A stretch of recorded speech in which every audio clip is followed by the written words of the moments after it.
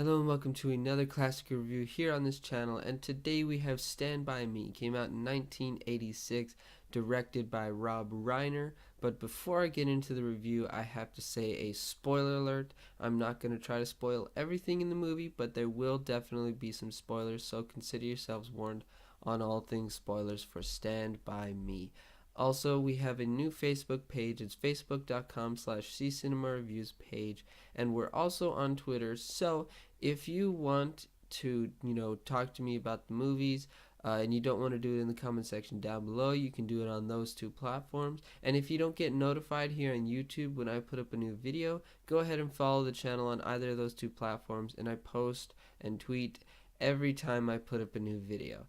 Last thing is, don't be afraid to hit that subscribe button if you've enjoyed this review and want to see more like it in the future. With that being said, let's get into it. So, Stand By Me, again, came out in 1986. Is it good? And more importantly, did I like it? And it's a yes on both accounts. You got a great cast. River Phoenix as Chris, who's not the main character, but kind of is the main character. You got Wil Wheaton, who is Gordy, or, as Stewie would say, Wil Wheaton, you know. You got Gordy. You got Corey Feldman, who's Teddy, who's pretty good in this also. You have Jerry O'Connell, who's Vern. Excuse me. And you have Kiefer Sutherland, who's a bad guy. And man, you guys, this hair on Kiefer Sutherland, I'm sorry if this is like his true hair, but in this movie, it's so bad. Like, it looks like Donald Trump dyed orange hair. It looks that bad to me. And then you got John Cusack as Denny, the older brother of Gordy. Yes, I liked it, and yes, I think it's good. This, along with The Goonies, is one of my favorite kids going on an adventure movies. I mean, I have only seen it recently, but still, it is so good that I'm really excited to talk about this movie. And this is a Stephen King adaptation that's based in reality, because you look at a lot of Stephen King things, and really, other than like Shawshank and maybe Misery, a lot of them are like crazy and way out there. And this and Shawshank are both very possible to me. That's maybe why I like those better than some of his other work. Um, because these kind of things, this one and Shawshank, they could actually happen, whereas It or Carrie probably can't happen. It's only 89 minutes, which was like, I didn't know that until after I watched the movie, and I was like, wow, this movie flew by. I didn't know how long it was until after, and it's crazy because like that's really short to me, but it's full of great content. This movie absolutely flew by to me, and it's because it grabs your attention. Like, it grabbed my attention at the very beginning, and it never let go. It's not because it was short, it was because it's just that good.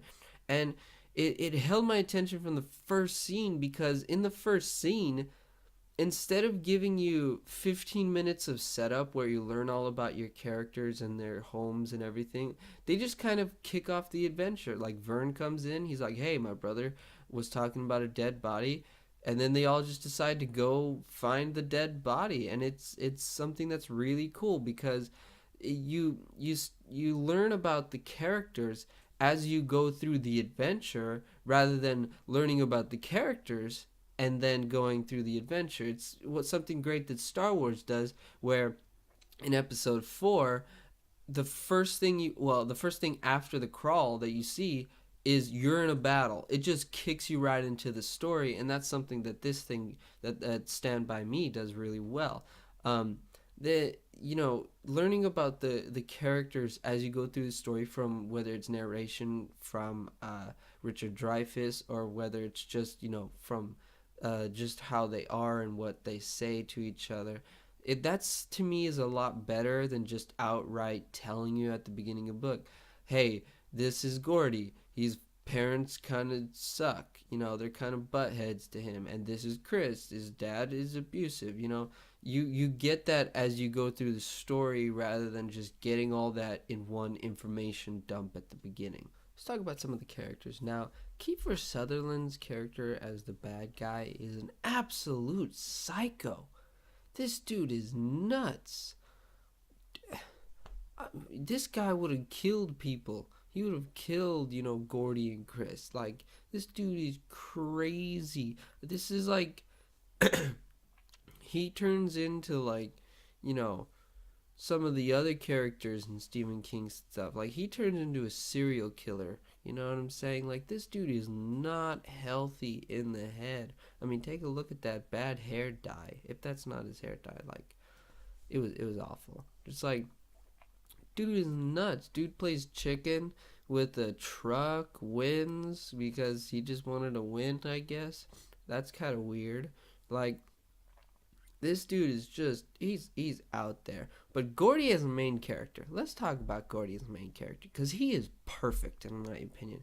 At the beginning of this movie, we see him, he's quote unquote weak. He's vulnerable. You see him and is really just not that great family who's just, they don't care about him, and they're kind of dictating. His parents are dictating his life. They're holding him back. They're not holding him back in the sense that they're physically holding him back or they're holding him back in schools.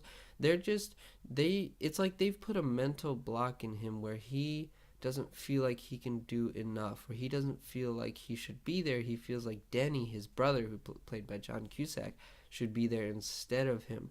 And so he's kind of allowing them to hold him back, or he's using them as a weight to hold him back. And it's a really good character development, because we see that through the flashbacks also, and something that Stephen King does great, flashbacks and narration. Like, his movies just, or the movies based on his works, just work, and they use those things to great effect. But also we see it in the dream, and we see it in the dream in a way that's like, it's at his brother's funeral. His dad says it should have been him.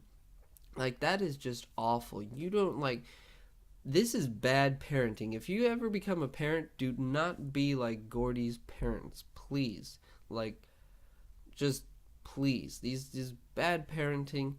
But I like that he overcomes it, and he doesn't overcome it on his own. He doesn't figure it out on his own. He overcomes it because of the conversation he had with Chris. And we find out that he overcomes it later on when, we find out that him and Chris went to college together and everything like that. But that conversation with Chris is such a good scene, because Chris himself is like, hey, you can't let them hold you down. Like, your parents don't know you. They don't know that you're a great storyteller. They don't know that you're smart.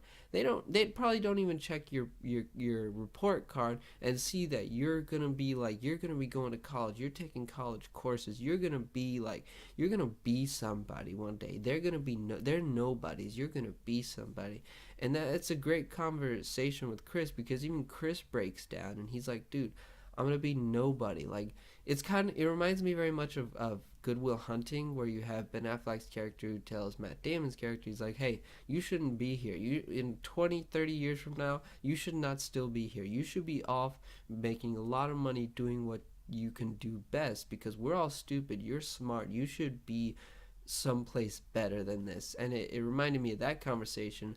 And Chris, you guys, Chris is the coolest guy in town. And it's not because he has like the cool haircut. It's not because he has like the cool leather jacket. Nah, he's just cool. And that's something that's very, it's tough to do. And I give, hats off to River Phoenix, because dude's just cool. And it's probably because he's the smartest one in the group, or at least maybe not like book smart, but he's, street smart, because he knows that Gordy's parents can't dictate him. He knows that even Teddy, when you have that altercation with the junkyard, the guy in the junkyard who's telling Teddy that his dad's a loony, like, Chris is the one who's like, hey, that guy doesn't know you. He doesn't know what you've been through. He doesn't know you.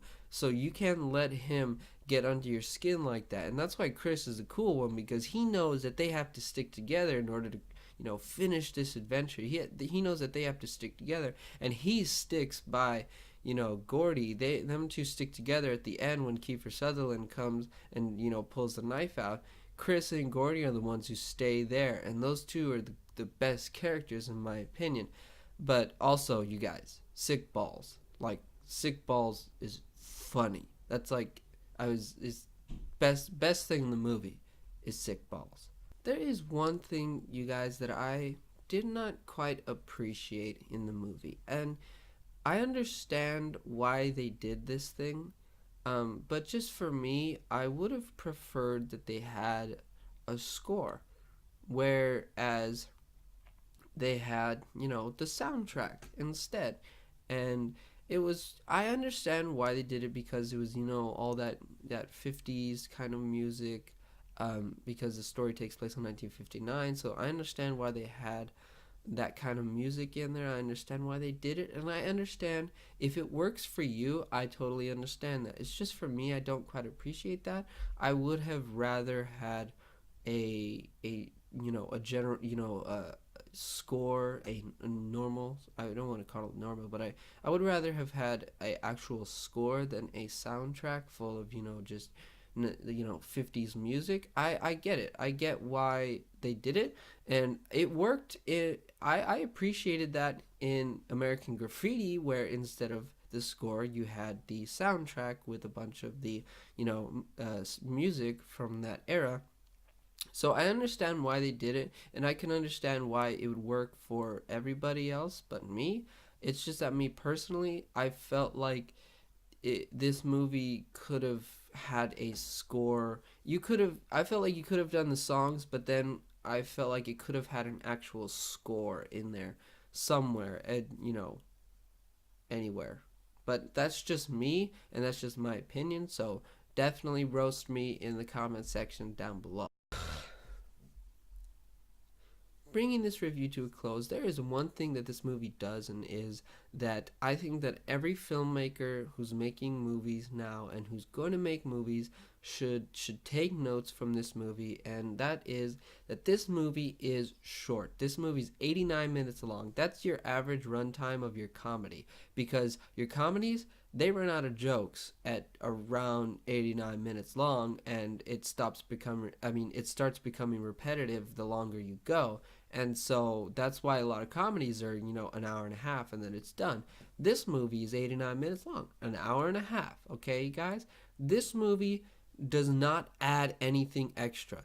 Rob Reiner, I guarantee you, he was like, okay, this is our movie, this is our story. It's done. Like, we don't have to add anything else. This is our movie. Let's cut out all the fat. Let's make sure it's nice. Let's make sure it's tight. And let's tell the story we want. And then let's get out of here. Because, the shorter your movie is, the more times the theater can play it in a day. If it's half an hour shorter, you might get an extra screening a day, or 2 extra screenings a day. I don't know how that works. Anyway, but still, I haven't done the math. But I think that everybody should learn from this movie, in that tell your story, and if it's short, that's fine. Don't worry about that. Don't worry about adding time because it's too short.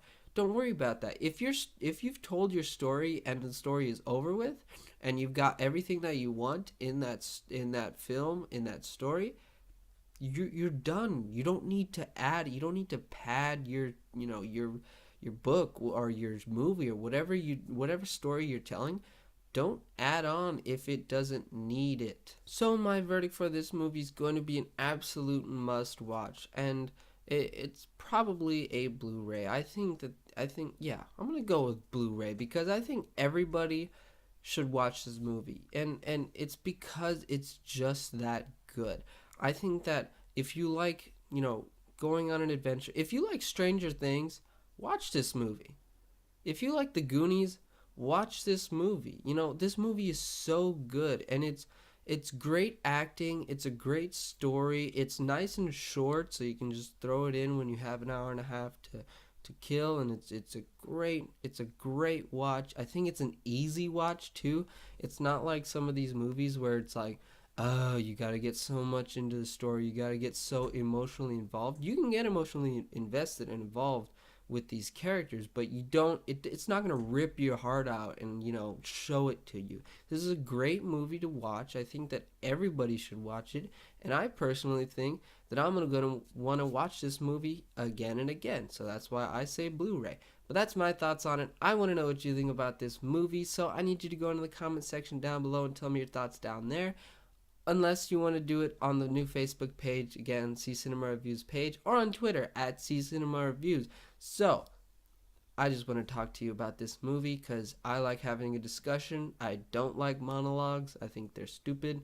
I mean, in movies, sometimes they're great, but I'd rather have a discussion than just me talking. So, tell me your thoughts wherever you want to. And thank you again for watching this video. And if you've enjoyed it, go ahead and hit that subscribe button and you'll get notified. Well, if you hit the bell next to the subscribe button, you'll get notified every time I put up a new video. Thank you for watching this one.